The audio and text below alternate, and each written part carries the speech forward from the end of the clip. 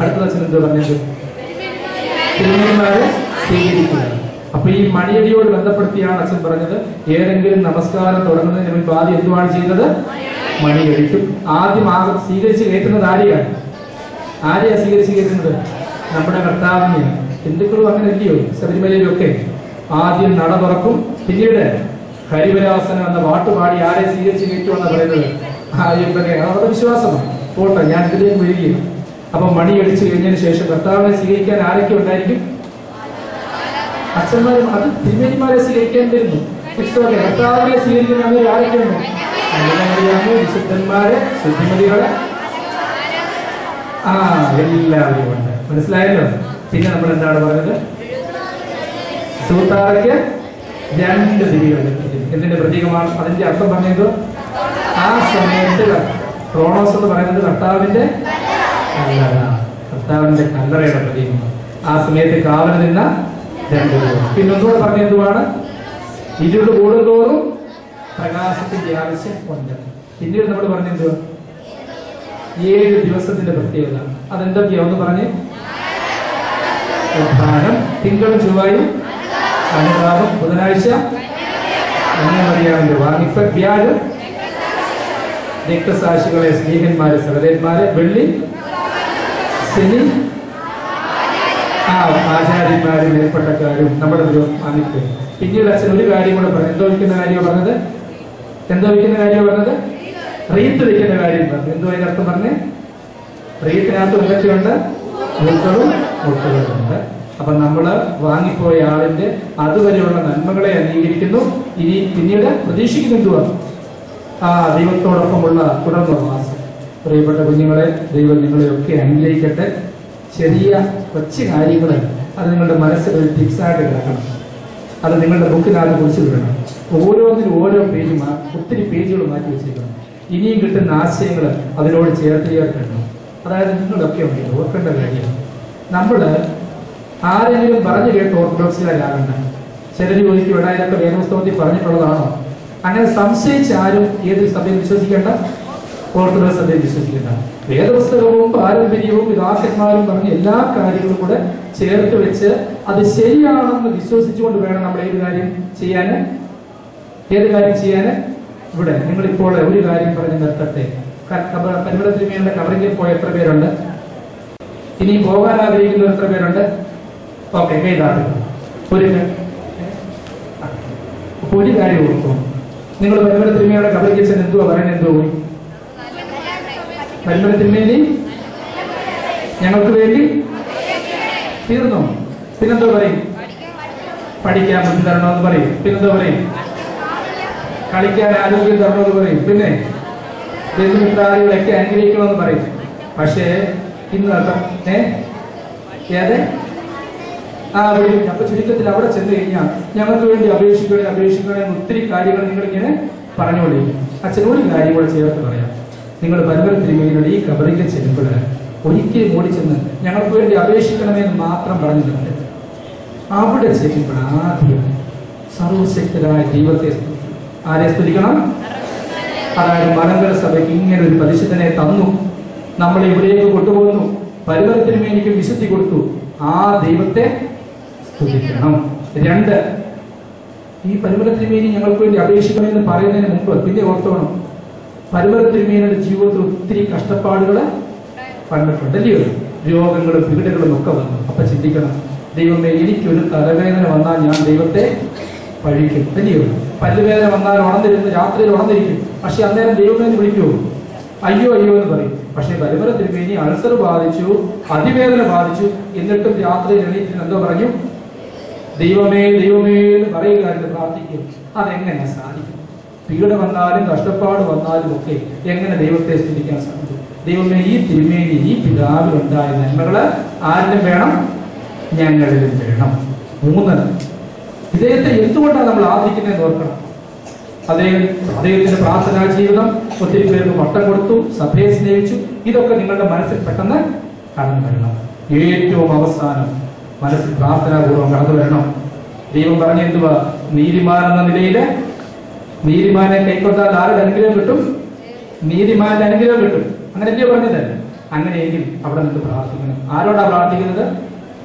ആരോടാ പ്രാർത്ഥിക്കുന്നത്? നമ്മൾ പരമന തിരുമേനിയോട് അല്ല പ്രാർത്ഥിക്കുന്നത്. ആരോടാ പ്രാർത്ഥിക്കുന്നത്? ദൈവത്തോട് പ്രാർത്ഥിക്കുന്നു. ദൈവമേ, ഇത് ഈ പരിശുദ്ധ പിതാവിനെ നീതിമാനായി പ്രവാചകനായി ഞങ്ങളുടെ പിതാവായിട്ട് ഞങ്ങൾ ഉൾക്കൊള്ളുകയും ഇദ്ദേഹത്തിന്റെ മധ്യസ്ഥതയിൽ ഞങ്ങൾ നിന്നോട് പ്രാർത്ഥിക്കുന്നത് എന്ന് തുടങ്ങണം കേട്ടോ. ഈ തിരുമേനിയുടെ മധ്യസ്ഥതയിൽ ഞങ്ങൾ നിങ്ങളോട് പ്രാർത്ഥിക്കും. അല്ല തിരുമേനിയെ രക്ഷിക്കണമേ, തിരുമേനിയെ അനുഗ്രഹിക്കണമേ, തിരുമേനി അങ്ങനെ മാത്രം പറഞ്ഞിട്ട് പോയാൽ അത് പൂർണ്ണമായി. മനസ്സിലായോ? അവിടെ ചെല്ലുമ്പോൾ ഏറ്റവും കൂടുതലായിട്ട് സ്തുതിക്കേണ്ടത് ആരെയാണ്? ഈ പിതാവിനെ തന്നത്, ഇവരുടെയൊക്കെ ആത്മീയ ജീവിതം തന്നത്. അതിനുവേണ്ടിയൊക്കെ ആ പരിശുദ്ധ പിതാവിനെ അതോടൊപ്പം ദൈവത്തെയും സ്തുതിക്കണം. അപ്പൊ അതിനുശേഷമാണ് നമ്മൾ ദൈവത്തോട് ചേരുന്നതായൊരു അനുഭവത്തിലേക്ക് വരുന്നത്. പ്രിയമുള്ള കുഞ്ഞുങ്ങളെ, നിങ്ങളെ പരീക്ഷയൊക്കെ നല്ലതായിട്ട് എഴുതണം, നല്ലതായിട്ട് പ്രാർത്ഥിക്കണം. കിടക്കുന്നതിന് മുൻപ് അല്പസമയം മുട്ടിന്മേലിരുന്ന് പ്രാർത്ഥിക്കണം, ധ്യാനിക്കണം. നിങ്ങളുടെ കൈകൾ കൂപ്പി പ്രാർത്ഥിക്കുമ്പോൾ നിങ്ങളുടെ കൈകൾക്കിടയിൽ ആരുടെ കൈയുണ്ടെന്ന് ചിന്തിച്ചോണം. ആരുടെ കൈയുണ്ട്? ആ ദൈവത്തിന്റെ കയ്യിലാണ് മുറുക്ക പിടിക്കുന്നതെന്ന് ചിന്തിച്ചോണം. അങ്ങനെ വലിയവരായി തീരുവാൻ നോക്കണം. ദൈവം ഇടയാക്കട്ടെ. സാന്നിധ്യം കൊണ്ട്, അനുഗ്രഹം കൊണ്ട് അനുഗ്രഹിച്ച അഭിമന്യ മനസ്സിന്റെ പാദത്തിൽ ഭക്തിയാദരവുകൾ അർപ്പിക്കുന്നു.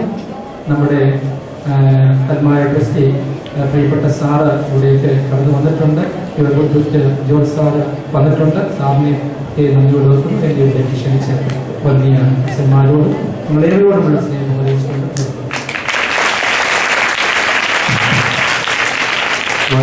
നമ്മുടെ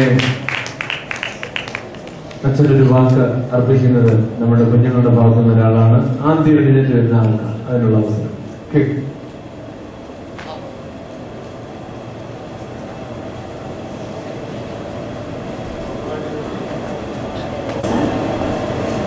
അധ്യാപകരെയും മാതാപിതാക്കളുടെ സുഹൃത്തുക്കളെ, നമുക്ക് ഏകദേശം 1 മണിക്കൂറോളം വളരെ വിജ്ഞാനപ്രദമായ ക്ലാസ് നയിച്ച വിൽസൺ അച്ഛന് എൻ്റെ വ്യക്തിപരമായിട്ട് നിങ്ങളോടൊപ്പം നന്ദി.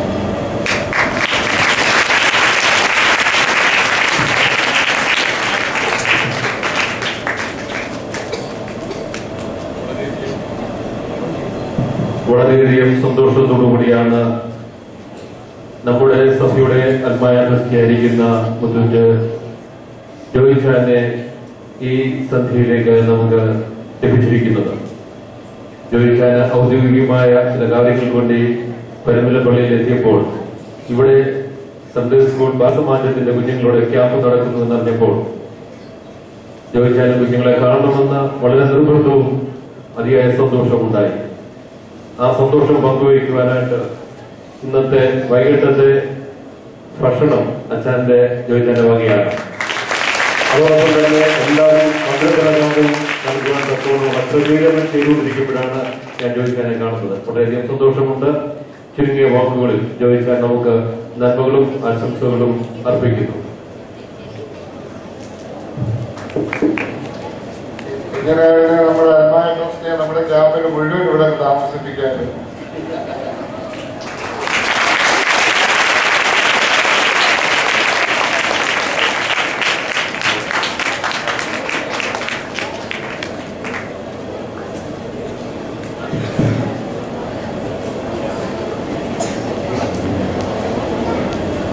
അഭിവന്യ ക്രിസോസ്റ്റോമോസ് തിരുമേനി, വന്യ വൈദിക ശ്രേഷ്ഠരെ, നമ്മുടെ സഭയുടെ വാഗ്ദാനങ്ങളായ കുഞ്ഞുങ്ങളെ, ഞാൻ ഈ പള്ളിയിൽ പ്രാർത്ഥിക്കാനായിട്ട് വന്നപ്പോഴാണ് മനസ്സിലായ ഇന്ന് ബാലസമാജം ഇവിടെ നടക്കുന്നു എന്ന് പറഞ്ഞപ്പോൾ തന്നെ ഞാൻ പറഞ്ഞു ഞാനൊന്ന് വന്ന് എല്ലാവരും ഒന്ന് കാണണമെന്ന് ആഗ്രഹമുണ്ട്. തിരുമേനി ഞാൻ ഭക്ഷണ കാര്യം പറഞ്ഞപ്പോൾ എല്ലാവരും കൊണ്ട് കൈയൊക്കെ എടുപ്പിച്ചു. അതിന്റെ ഒന്നും ആവശ്യമില്ല. ഈ ഭക്ഷണമല്ല ഏത് ഭക്ഷണവും തരാൻ ദൈവം അനുഗ്രഹിച്ചിട്ടുണ്ട്, അത് തരികയും ചെയ്യും. പക്ഷേ ഈ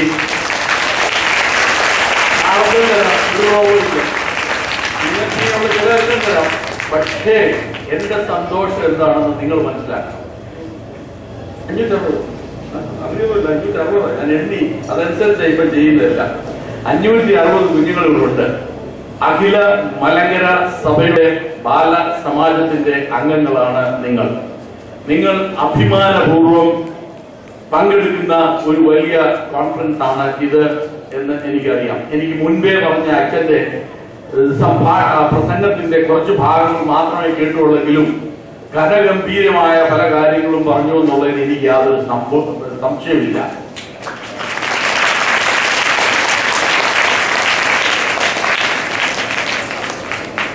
നിങ്ങൾ ആരും പറഞ്ഞില്ലല്ലോ, ഞാൻ ചോദിച്ചില്ലല്ലോ എന്തിനാ ഞാൻ ഓടി ആ പള്ളി പ്രാർത്ഥനയ്ക്ക് അകത്തു നിങ്ങളെ കാണാൻ വന്നതിന്റെ കാരണം എന്തോ ആർക്കെങ്കിലും പറയാം. പട്ടണം തരാവുന്നതല്ല, അതങ്ങോട്ട് എന്തിനാ ഞാൻ വന്നത് നിങ്ങൾ പറഞ്ഞു. ചിന്തയെ കാണാൻ കുഞ്ഞിനോടുള്ള സ്നേഹം, കുഞ്ഞുങ്ങളോടുള്ള സ്നേഹം. Very correct.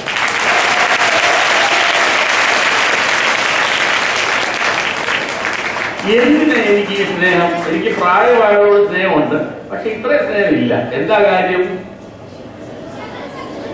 നിങ്ങൾ കൊച്ചു പിള്ളേരാ. നിങ്ങളെ തന്നെ ഒന്ന് ചിന്തിച്ചു നോക്കിയാൽ മലങ്കര സഭയുടെ ഭാവി നിങ്ങളുടെ കയ്യിലാണ്. നിങ്ങൾ ഓർക്കും കയ്യിൽ എന്തൊരു ഭാരം വരും, മലങ്കര സഭ മുഴുവൻ കൂടെ കയ്യിലെടുത്തോണ്ട് നടക്കണമല്ലോ എന്ന് ഓർക്കും. വേണ്ട. നിങ്ങൾ ഉത്സുകരായി സഭയുടെ കൂടെ നിന്ന് സഭയുടെ അടുക്കും ചിട്ടയും പ്രാർത്ഥനകളും ഗ്രാമപ്രാർത്ഥനകളും എല്ലാ സംഗതികളും നിങ്ങൾ ചെയ്ത് പഠിച്ച് വന്നാൽ നിങ്ങളിൽ നിന്ന് ഒരു തിരുമേനി ഉണ്ടാവും, അച്ഛനുണ്ടാവും, ആദ്യം ഒരു തിരുമേനി ഉണ്ടാവും, ഒരു കാതോലിക്ക ഉണ്ടാവും.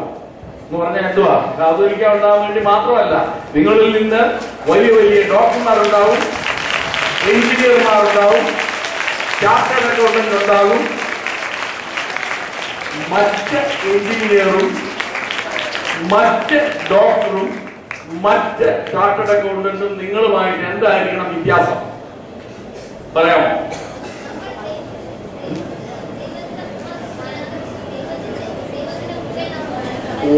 വളരെ കറക്റ്റ്. ദൈവത്തിന്റെ കൃപയിൽ വളരാനായിട്ട് ഓർത്തഡോക്സ് സഭ ഇതിന്റെ അധ്യക്ഷനായ തിരുമേനിയെ ഈ വൈകിട്ടുള്ള കൊണ്ടുവന്ന് ഈ അച്ഛന്മാർ ഇതിനു വേണ്ടി പ്രയത്നിച്ച് ഇതിൽ അനേക പേര് പ്രയത്നിക്കുന്നത് എല്ലാം ദൈവത്തിന്റെ കൃപയിൽ നിങ്ങളെ വളർത്താനായിട്ട്.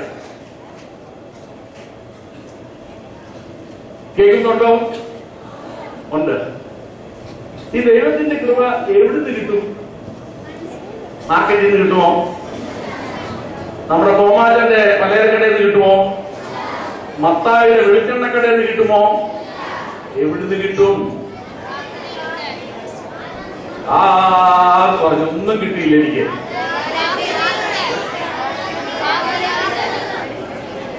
ആരാധനയിൽ നിന്ന് പറഞ്ഞു.